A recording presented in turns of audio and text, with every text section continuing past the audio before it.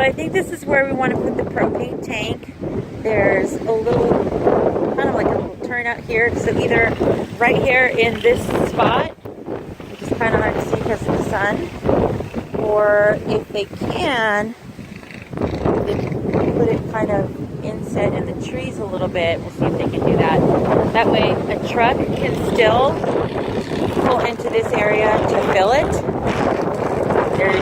It's out of the direct line of sight of the house, and it'll be hidden by the cedars. So we'll see what they say.